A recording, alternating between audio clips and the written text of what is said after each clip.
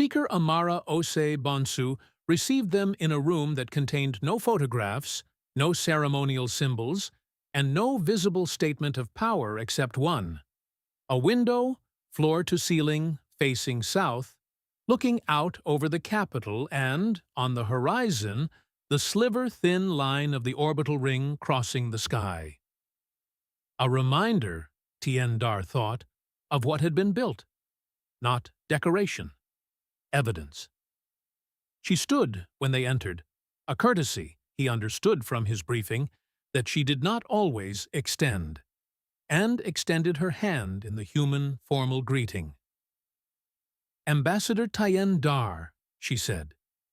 Her standard was the particular standard of someone who grew up speaking something else and moved to it later in life, perfectly fluent, with a rhythmic quality underneath it. "I've been looking forward to this conversation for a long time. Please sit." Tien Dar presented his credentials. He presented High Counselor Izara Vel's personal letter. He presented the authentication seals of the full Council Senior Assembly. Speaker Ose Bonsu read all of it carefully. She did not read quickly for effect, or slowly for effect. She read it at the pace of someone who reads everything and has been doing it for 180 years. Then she set it down and looked at him. "I'm going to be direct with you, Ambassador, and I'd appreciate the same in return.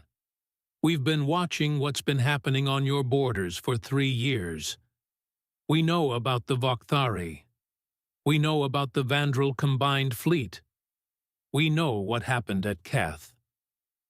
She did not pause for his reaction. She continued, "I have been in communications with my military command about the Vokthari threat for 2 years.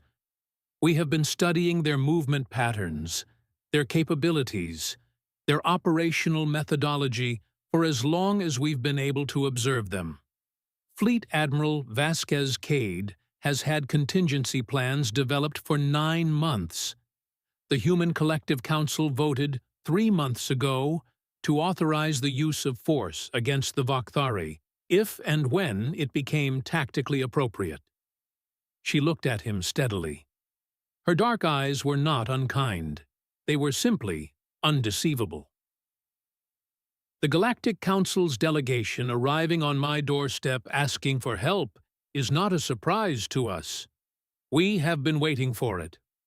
What I need from you, what will determine what happens next, is for me to understand what the Galactic Council is actually prepared to offer in exchange, and whether the people offering it are speaking with the authority to deliver it.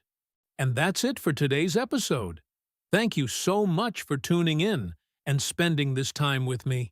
It really means a lot. If you enjoyed this conversation, do me a quick favor. Hit that like button, and if you haven't already, subscribe so you don't miss what's coming next. It genuinely helps the show grow and lets me know what you want more of. Thanks again for listening. I'll see you in the next one.